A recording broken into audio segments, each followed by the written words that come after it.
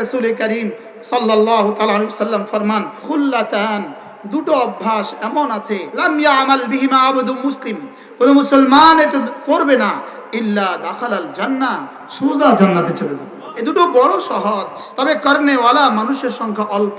এবার রাসূল বলেন এক নাম্বার আমল, প্রথম আমল 10 বার সুবহানাল্লাহ, 10 বার আলহামদুলিল্লাহ, 10 বার আল্লাহু আকবার। রব্বুল আলামিন বলেন আমি রব্বুল আলামিন তাদের জন্য মাগফিরাত রেডি করে রেখে দিয়েছি।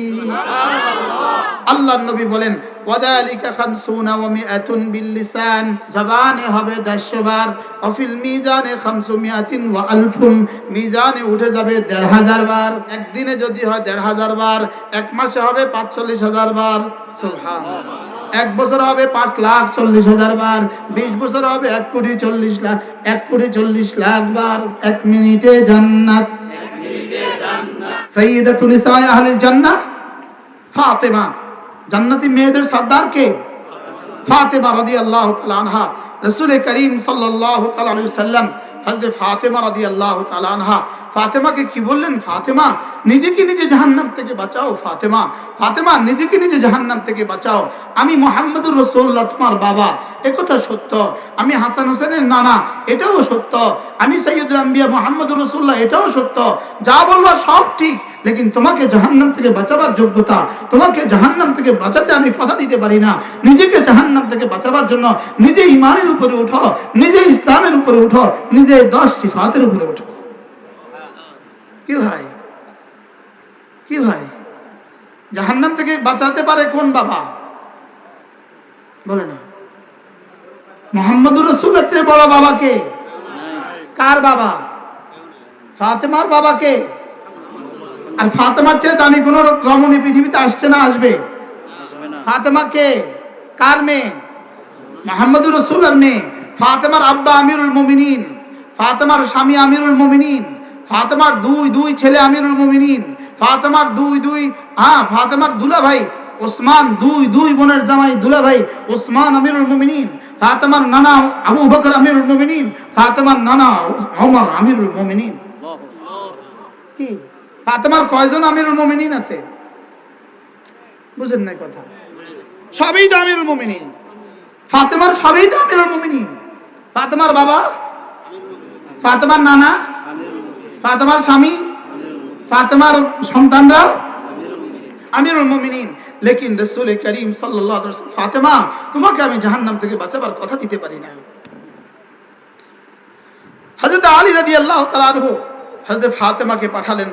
খায়বরের যুদ্ধের পরে অনেকগুলো গোলাম আসছে রাসূলের কাছে। হযরত আলী পাঠালেন, ফাতেমা যাও আব্বার কাছে গিয়া একটা গোলাম চেয়ে নিয়ে আসো। আব্বার কাছে গিয়ে বলবা আব্বা হাসান হোসেনের খেদমতের জন্য সুবিধা হবে। হাত দেখাবা, আটা পিষতে হাতে দাগ পড়ে গেছে দেখাবা, কোমর দেখাবা, পানির মশক তুলতে কোমরে দাগ পড়ে গেছে দেখাবা। গিয়ে বলবা আব্বা আলী পাঠিয়েছে হাসান হোসেনের খেদমতের জন্য, যদি একটা গোলাম আমাকে দিতেন। রাসূল বললেন ফাতেমা আমি গোলামের চেয়ে দামিটা দিব না। ফাতেমা তো ফাতেমা, আমাদের মেয়ে হলে কি বলতো? আব্বা একটা গোলামই তো চাইছে। হযরত ফাতেমা রাদিয়াল্লাহু তাআলা আনহা বললেন আব্বা দেন আমাকে গোলামের চেয়ে দামিটাই দিয়ে দেন। রাসূল বললেন ফাতেমা ইদা আওয়াইতে ইলা ফিরাশিক, ফাতেমা তুমি যখন বিছানায় যাবা, তুমি যখন ঘুমোতে যাবা 33 বার সুবহানাল্লাহ পড়বা, 33 বার আলহামদুলিল্লাহ পড়বা, 34 বার আল্লাহু আকবার পড়বা। যালিকা খায়রুন লাকি মিন খাদিম, ফাতেমা এটা না খাদেমের চেয়েও ভালো। হযরত ফাতেমা তো খুশি হয়ে গেলেন। আব্বা সাইয়্যিদুল আম্বিয়া মুহাম্মদুর রাসূলুল্লাহ সাল্লাল্লাহু তাআলা আলাইহি ওয়াসাল্লাম গোলামের চেয়ে ভালোটা দিয়েছেন। এটা কি নিশ্চিত গোলামের চেয়ে ভালো না সম্ভাবনা আছে? কি হয় নিশ্চিত গোলামের চেয়ে ভালো না সম্ভাবনা? হযরত ফাতেমা খুশিতে ঘরে চলে আসলেন। হযরত আলী জিজ্ঞেস করলেন ফাতেমা গোলাম আনোনি? হযরত ফাতেমা বললেন আব্বা আমাকে গোলামের চেয়ে ভালোটা দিয়েছে।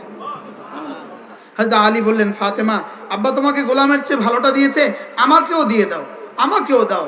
বলে আব্বা বলেছে ঘুমাবার সময় 33 বার সুবহানাল্লাহ, 33 বার আলহামদুলিল্লাহ, 34 বার আল্লাহু আকবার পড়বে, এটা গোলামের চেয়ে ভালো। হযরত আলী বললেন যাও তুমিও পড়ো আমিও পড়ি।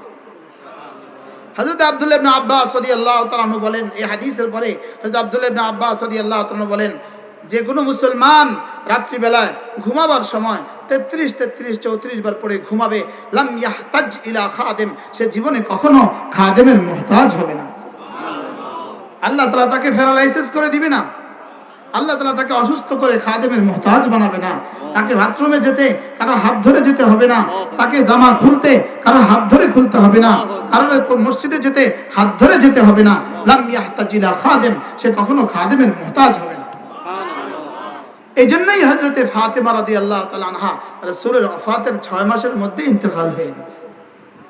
খাদেমের মুহতাজ কি হন নাই। পড়ব তো ইনশাআল্লাহ, মনে হয়েছে বলে বলে দিলাম। হযরত ফাতেমা রাদিয়াল্লাহু তাআলা আনহা এই তাসবিহাত, হযরত আলী রাদিয়াল্লাহু তাআলা বলেন, ফাতেমা থেকে এই তাসবিহ শোনার পরে আমার জীবনে কখনো ছুটেনি। জিজ্ঞেস করা হলো, ফি লাইলাতি সিফিন, সিফিনের রাতেও ছুটেনি? সিফিনের যুদ্ধের রাতেও ছুটেনি? হযরত আলী বলেন, সিফিনের যুদ্ধের রাতেও আমার ছুটেনি। পড়ব তো ইনশাআল্লাহ।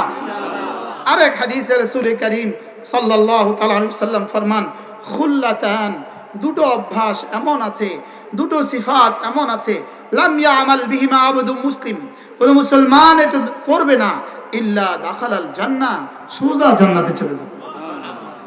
কয়টা সিফাত বলেন? কয়টা?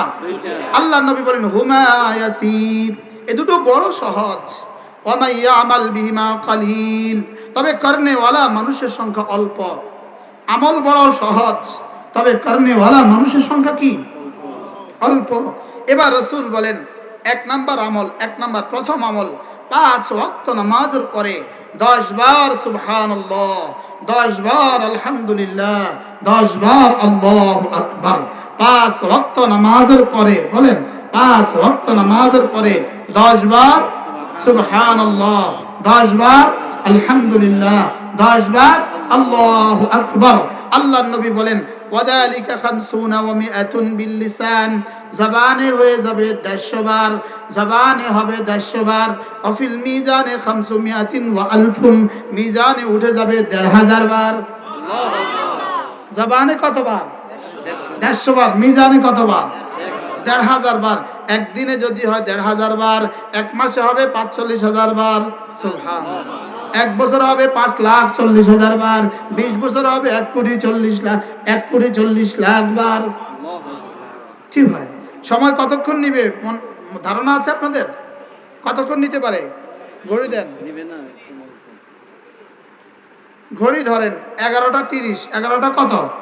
সব ধ্যানের সাথে একবার করে, এক নিঃশ্বাসে একবার সুবহানাল্লাহ, সুবহানাল্লাহ, সুবহানাল্লাহ, সুবহানাল্লাহ, সুবহানাল্লাহ, সুবহানাল্লাহ, সুবহানাল্লাহ, সুবহানাল্লাহ, সুবহানাল্লাহ, সুবহানাল্লাহ, আলহামদুলিল্লাহ, আলহামদুলিল্লাহ, আলহামদুলিল্লাহ, আলহামদুলিল্লাহ, আলহামদুলিল্লাহ, আলহামদুলিল্লাহ, আলহামদুলিল্লাহ, আলহামদুলিল্লাহ, আলহামদুলিল্লাহ, আলহামদুলিল্লাহ, আল্লাহু আকবার, আল্লাহু আকবার, আল্লাহু আকবার, আল্লাহু আকবার, আল্লাহু আকবার, আল্লাহু আকবার, আল্লাহু আকবার, আল্লাহু আকবার, আল্লাহু আকবার, আল্লাহু আকবার। কত তো শুরু করেছি, এখন 31। কত মিনিট? স্লোগান তুলেন, 1 মিনিটে জান্নাত। আবার বলেন, ফজর 1 মিনিট, যোহর 1 মিনিট, আসর 1 মিনিট, মাগরিব 1 মিনিট, এশা 1 মিনিট। আল্লাহ নবী বলেন, দাখালাল জান্নাহ, সোজা জান্নাতে চলে যাবা। সুবহানাল্লাহ। দাখালাল জান্নাহ, সোজা জান্নাতে চলে যাবা। সুবহানাল্লাহ। রাসূল বলেন, ওয়াদালিকা ইয়াসির, বড় সহজ। ওয়া মান ইয়ামাল বিমা কালিল, তবে করনেওয়ালা মানুষের সংখ্যা নাই। বাস্তব না বাস্তব? সুবহানাল্লাহ 10 বার, আলহামদুলিল্লাহ 10 বার, আল্লাহু আকবার 10 বার। রাসূল বলেন ওয়াদালিকা 50 ওয়া 100 বিল লিসান, জবানে হবে 150 বার আর মিজানে উঠবে 1500 বার। এভাবে যদি প্রতিদিন গত 20 বছরে পড়তাম কেমন হতো? গত 40 বছরে যদি পড়া হয়ে যেত তো কেমন হতো? পড়বো তো ইনশাআল্লাহ। এবার রাসূল বলেন দ্বিতীয় আমল হলো ঘুমাবার সময় কেউ যদি 33 বার সুবহানাল্লাহ, 33 বার আলহামদুলিল্লাহ, 34 বার আল্লাহু আকবার, রাসূল বলেন দাখালাল জান্নাহ। সুবহানাল্লাহ। তাহলে দুইটা হাদিস পেয়ে গেলাম। কয়টা হাদিস? এক নম্বরে আগেরটা খায়রুল লাকি মিন খাদেম, 2 নম্বরে দাখালাল জান্নাহ। সুবহানাল্লাহ। এবার আরেকটা হাদিস এটার সাথে যদি আমরা জুড়ে দেই, ওয়া সুবহানাল্লাহ আযমু মিন উহুদিন, একবার সুবহানাল্লাহ উহুদের চেয়ে ভারী। তাহলে প্রতিদিন যদি 7500 সুবহানাল্লাহ জমা হয় কেমন হবে? আলহামদুলিল্লাহ আযমু মিন উহুদিন, আল্লাহু আকবার আযমু মিন উহুদিন। সুবহানাল্লাহ। গত সোমবারে আমার উহুদ পাহাড়ে যাওয়ার সৌভাগ্য হয়েছে। এই গত সোমবার আমি উহুদ পাহাড়ের দিকে তাকায় খালি এটাই বলতেছিলাম, ওয়া সুবহানাল্লাহ আযমু মিন উহুদিন, আলহামদুলিল্লাহ আযমু মিন উহুদিন, আল্লাহু আকবার আযমু মিন উহুদিন। একবার সুবহানাল্লাহ উহুদের চেয়ে ভারী, একবার আলহামদুলিল্লাহ উহুদের চেয়ে ভারী, একবার আল্লাহু আকবার উহুদের চেয়ে ভারী। সুবহানাল্লাহ। ডেলি যদি 7500 জমা হয় কেমন হবে? তাও পড়লাম 750, পড়লাম কত? 150 হইলো 10 বার 10 বার 10 বার, 100 হইলো সন্ধ্যাবেলা আরে ঘুমাবার সময় কত হইলো? 250, 5 নামাজে 500 কত হইলো? কত হইলো? জবানে কত পড়লাম? 750। ফেরেশতা তুলবে কত? কোন ফেরেশতা বান্দার আমল 10 এর নিচে লেখার ইখতিয়ার নাই। 10 এর নিচে লেখার কি নাই বলেন? পড়লেই 10, বললেই 10, বললেই কি বলেন? বলেন আল্লাহ তাআলার কাছে 10 এর নিচে কোনো অঙ্ক নাই আর বেশির কোনো সীমা নাই। বেশির কোনো কি নাই বলেন? 10 এর নিচে কোনো কি নাই, অঙ্ক নাই। তাহলে এই তাসবিহগুলো পড়তে পারবো তো ইনশাআল্লাহ? আল্লাহ তৌফিক দান করেন। আমার ভাই যদি ইয়াকিন হয় পড়েন, পড়বো তো ইনশাআল্লাহ। কি বলবো, কি করব? আর তো আমার 2 ঘন্টাও কিছু হবে না, আমি কি করতাম? কেমনি বলবো? রাত তো অনেক হয়ে গেছে। ইন্নাল মুসলিমিনা ওয়াল মুসলিমাত ওয়াল মুমিনিনা ওয়াল মুমিনাত ওয়াল কানিতিনা ওয়াল কানিতাত والصادقين والصادقات والصابرين والصابرات والخاشعين والخاشعات والمتصدقين والمتصدقات والصائمين والصائمات والحافظين فروجهم والحافظات والذاكرين الله كثيرا والذاكرات أعد الله لهم مغفرة وأجرا عظيما। رب العالمين বলেন এই 10টা গুণে গুণে যারা হবে, জিকির করনেওয়ালা পুরুষ, জিকির করনেওয়ালি মহিলা, বেশি করে জিকির করনেওয়ালা পুরুষ, বেশি বেশি করে জিকির করনেওয়ালি মহিলা, সাদাকা করনেওয়ালা পুরুষ, সাদাকা করনেওয়ালি মহিলা, রোজা রাখনেওয়ালা পুরুষ, রোজা রাখনেওয়ালি মহিলা, বিনয়ী পুরুষ, বিনয়ী মহিলা, সাদেকা পুরুষ, সাদেক সত্যবাদী পুরুষ, সত্যবাদী মহিলা, সবরকারী পুরুষ, সবরকারী মহিলা, মুসলমান পুরুষ, মুসলমান মহিলা, মুমিন পুরুষ, মুমিন মহিলা। আ'আদাল্লাহু লাহুম মাগফিরাতান ওয়া আজরান আযীমা। রব্বুল আলামিন বলেন আমি রব্বুল আলামিন তাদের জন্য মাগফিরাত রেডি করে রেখে দিয়েছি। বাকি এই গুণ ছাড়া বাকি মানুষ কি বলে জানেন? আল্লাহ মাফ করে দেন। আর এই 10 গুণে গুণী হলে রব্বুল আলামিন কি বলেন জানেন? ধরো মাফ লও।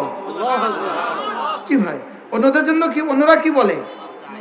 আল্লাহ মাফ করে দেন। আর এদের জন্য রব কি বলে? মাফ রাখছি তোমার লেগে। আমি মাফি রেখেছি কার জন্য? আমি মাগফিরাতটা রাখছি তোমার জন্য। সুবহানাল্লাহ। তাহলে এই 10 গুণ কোথায় শিখবে আমাদের মা বোন? কোন বিকল্প আছে বলেন? এই জন্য আপনার সন্তানকে আপনি দ্বীন শিখাবেন, নিয়ত পাক্কা করেন ইনশাআল্লাহ। ছেলে মেয়েকে দ্বীন শিখাবেন তো ইনশাআল্লাহ। ছেলে মেয়েকে যদি দ্বীন না শিখান, আপনার ছেলে আপনার সামনে হাফ প্যান্ট পরবে। এখন হাফ প্যান্ট পরার সংস্কৃতি আপনাদের দেশে আসছে কিনা বলেন? হাফ প্যান্ট পরার সংস্কৃতি এই দেশে চালু হয়েছে কিনা বলেন? আচ্ছা আপনি বলেন তো দেখি, যত খোলে তত সভ্য হয় না তত অসভ্য হয়? যত খোলে তত সভ্য হয় না তত অসভ্য হয়? হাফ প্যান্ট পরার ইতিহাস পুরাতন নাকি পায়জামা পরার ইতিহাস পুরাতন? পায়জামা পরার ইতিহাস হলো 1450 বছর, আর হাফ প্যান্ট পরার ইতিহাস হলো 1000 বছর আগে, লাখ বছর আগে। তাহলে হাফ প্যান্ট পরা এটা হলো সেকেলে পুরাতন, আর পায়জামা পরা এটা হলো নতুন, আলটা মডার্ন। সুবহানাল্লাহ বলেন। সুবহানাল্লাহ। হাফ প্যান্ট পরলে আধুনিক হয় না, হাফ প্যান্ট হলে আদিম যুগ হয়। ঠিক, বুঝেন নাই কথা মনে? হাফ প্যান্ট পরলে নতুন হয় না পুরাতন হয়?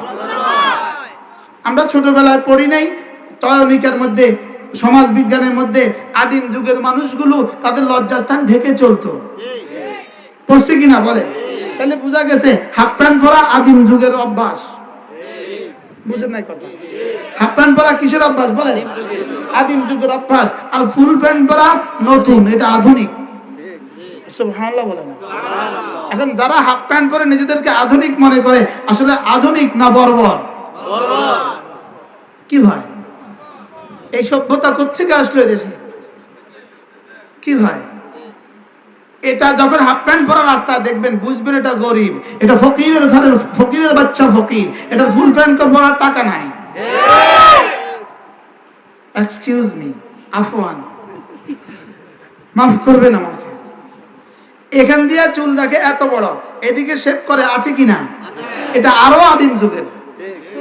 আদিম যুগে যখন সমাজে কৃতদাস প্রথা ছিল, তো সমাজে কে কৃতদাস, কে গোলাম আর কে স্বাধীন এটা বুঝবে কিভাবে? এই জন্য কৃতদাসদের এদিকে চুল বড় করে এদিকে শেভ করে দিত, তো বাজারে বুঝতো এটা গোলাম এবনে গোলাম, এটা গোলামের বেটা গোলাম, এটা গোলামের ছেলে গোলাম। তাহলে বোঝা গেছে এভাবে চুল রাখার প্রবণতা এটা গোলামি। এটা কি বলেন? এটা গোলামি। এটা কি বলেন? এটা গোলামি। এরা গোলাম, এরা কি? এরা ইহুদিদের গোলাম, এরা নাসারাদের গোলাম। এই জন্য হাফ প্যান্ট পরে, এই যুবকরা হাফ প্যান্ট পরে কেউ যখন তোমাদের সামনে মোটরসাইকেল দিয়ে যাবে তো কি বলবা জানো? ফকিরের ঘরের ফকির। এটা ফুল প্যান্ট পরার টাকা তার কাছে নাই।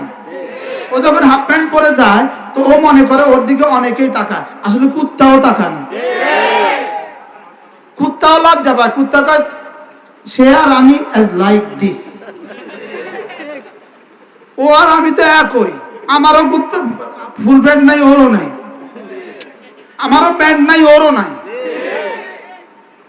আল্লাহ এক্সকিউজ মি, মাফ করবেন আমাকে। এই সভ্যতা কোত্থেকে আসলো? রাসূল বলেন আন-নাযুর ওয়াল মানজুর কিলাহুমা মালউনান। রাসূল বলেন যে রান দেখায়, যে রান দেখে, দুজনের উপর আল্লাহর লানত। দুজনের উপরে কি? আল্লাহর লানত। এবার রাসূল বলেন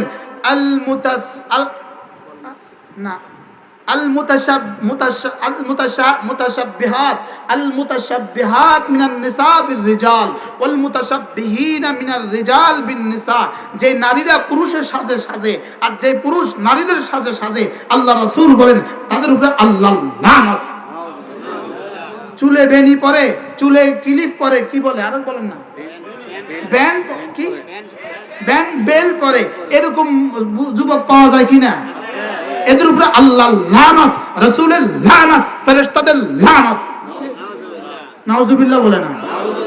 কে লানত দিছে? কে? যদি মুহাম্মদুর রাসূলুল্লাহ লানত দেয় তো তার লানতের অবস্থাটা কি? সমাজ এরকম জঘন্য হলো কেন? সমাজ এরকম জঘন্য হওয়ার মূল কারণ দ্বীন থেকে দূরে সরে গেছে। আপনাদের সমাজে হযরত মাওলানা হাবিবুল্লাহ মিসবাহ রাহমাহুল্লাহ তাআলা এক বহুত বড় বুজুর্গ ছিলেন, বহুত বড় আল্লাহ ওয়ালা ছিলেন। একবার হাটহাজারী মাঠে হযরত বলেন যে আপনাদের দেশের বলদগুলো কবে কবে বসে পেশাব করছে? বুঝেন না কথা? বলদের জীবনে বসে পেশাব করতে দেখছেন? বলদে বসে পেশাব করে না দাঁড়িয়ে পেশাব করে? বলদে দাঁড়িয়ে পেশাব করে কেন? বলদে দাঁড়িয়ে পেশাব করে কেন? বলদ যে, তো যারা দাঁড়িয়ে দাঁড়িয়ে পেশাব করে এরা বলদ মার্কা যে, এরা দাঁড়িয়ে পেশাব করে কেন বলেন? এরা বলদ মার্কা যে, এই জন্য দাঁড়িয়ে পেশাব করে। নিজেদেরকে মনে করে সভ্য, আসলে সভ্য না জানোয়ার? সভ্যতার নামে জানোয়ার। এজন্য সভ্যতার নামে জানোয়ার হচ্ছে। এজন্যই আপনার সন্তানকে আপনি দিন শিখাবেন, মানুষ বানান, মানুষ বানান। হযরত রহমতুল্লাহ আলাইহি হাবিবুল্লাহ মেজবা রহমতুল্লাহ একবার এরকম এক মাহফিলে বলতেছেন, আচ্ছা বলুন তো দেখি আপনাদের দেশের গরু ঘুম থেকে জাগে কখন? এটা বুঝে একটা প্রশ্ন। আপনাদের দেশের গরু ঘুম থেকে উঠে কখন? উত্তর কি দিবেন? 4টা বাজে। উত্তর হলো টাইম টেবিল নাই। বলেন উত্তর হলো কি নাই? বলেন গরু ঘুম থেকে উঠার কি নাই? বলেন আবার বলেন, গরু ঘুম থেকে উঠার কি নাই? গরু ঘুম থেকে উঠার টাইম টেবিল নাই, ছাগল ঘুম থেকে উঠার টাইম টেবিল নাই। যে মুসলমান ঘুম থেকে উঠার টাইম টেবিল নাই, সে আর গরু অ্যাজ লাইক দিস, সাওয়া সাওয়া। সে আর গরু কি? বলেন সমান সমান। কারণ গরু ঘুম থেকে উঠে কখন? তো সেও ঘুম থেকে উঠে কখন?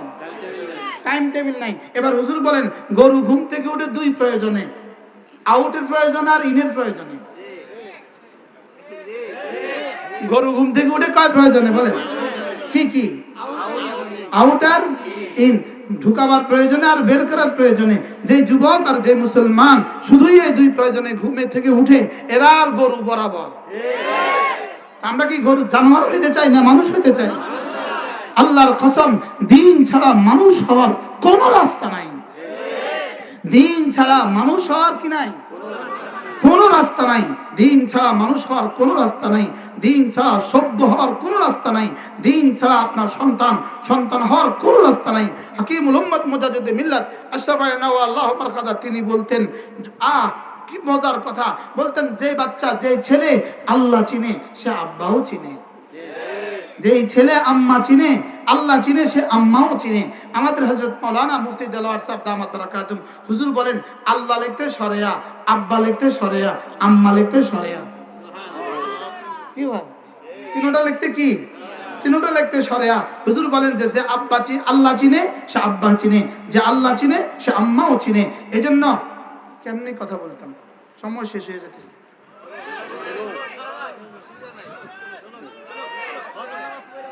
কি হয় তাইলে? যে আল্লাহ চিনে সে কি?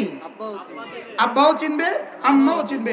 আপনি যদি আপনার সন্তানকে এই 10 গুণে গুণী বানান, সে আল্লাহ চিনবে, আপনাকেও চিনবে।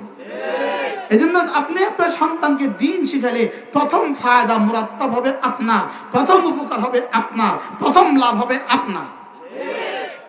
আমরা যারা ওয়াজ করি, আমিও আগে বুঝি নাই এই কথা যে কোরআনে কারীমের জন্য যতগুলো আয়াত আছে, সব আয়াত আমি মনে করছি সব হাদিস শুধুই বুঝি ছেলে বাবুদের জন্য, ছেলেদের জন্য। এখন দেখি না, আমরা ভুলের মধ্যে আছি। না, ছেলের জন্য মেয়ের জন্য। সুবহানাল্লাহ বলেন।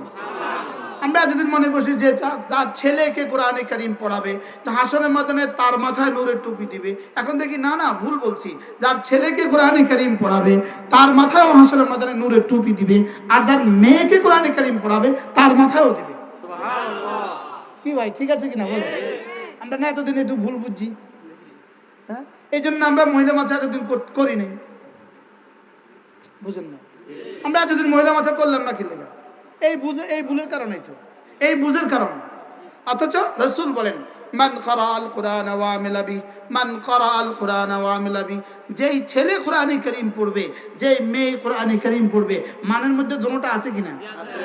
মান ক্বারাআল কুরআন ওয়া আমিলা বি, যেই ছেলে কোরআনে কারীম পড়বে, যেই মেয়ে কোরআনে কারীম পড়বে, উলবিসা ওয়ালিদাহু ইয়াউমাল কিয়ামাতি তাজ, তার আব্বা আম্মার মাথায় আল্লাহ তাআলা নূরের টুপি পরিয়ে দিবেন। শুধু ছেলের বেলা না, শুধু মেয়ের বেলা। এই 10টা সিফাতের উপরে আমার লেখা কিতাব আছে। এই 10টা সিফাতের উপরে আমার লেখা কি আছে? মুমিনের 10 সিফাত। পারলে সংগ্রহ করে নেবেন 10 সিফাতের উপরে। এখন আর বলার সুযোগ কোথায়? 10 সিফাতের উপরে আমার লেখা কিতাব আছে, যদি পারেন সংগ্রহ করে নেবেন। তাইলে ছেলে কোরআনে কারীম পড়লেও তার আব্বার মাথায় নূরের টুপি দিবে, মেয়ে কোরআনে কারীম পড়লেও তার আব্বার মাথায় নূরের টুপি দিবে। তাহলে ছেলে মেয়ে দোনো দলকে শিখানো লাগবে কিনা? এই শিখানোর জন্য কওমি মাদ্রাসার বিকল্প কোথায়? তাহলে এই মাদ্রাসাগুলো সমাজের জন্য কি পরিমাণ জরুরি? জোরে বলেন, কি পরিমাণ জরুরি?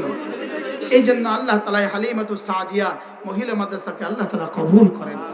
আল্লাহ তাআলা এই গ্রামের সমস্ত বাচ্চাদেরকে আমি শুনছি 200 ছাত্রী আছে, সমস্ত অনাবাসিক এ এলাকারই ছাত্রী। এই 200 ছাত্রী যদি দিন শিখে, এদের দ্বারা 200 জন স্বামী দিন শিখবে। যদি 2 জন করে বাচ্চা হয় তো 400 জন বাচ্চা দিন শিখবে। কি হয়? আল্লাহ তাআলা এই মাদ্রাসাকে কবুল করুক। আল্লাহ তাআলা আমাদের সকলের জীবনের সমস্ত গুনাহগুলো মাফ করে দিক। আল্লাহ তাআলা আমাদের দুনিয়া আখিরাত চমকিয়ে দিক। আল্লাহ তাআলা মাদ্রাসার সমস্ত জরুরত পুরা করে দিক। সকলে বলেন আমিন। ওয়া মা তাওফীকি ইল্লা বিল্লাহ আলাইহি তাওয়াক্কালতু ওয়া ইলাইহি উনীব। ওয়া সাল্লাল্লাহু তাআলা আলা নবিয়্যিল কারীম ওয়া আলা আলিহি ওয়া সাহবিহি আজমাইন।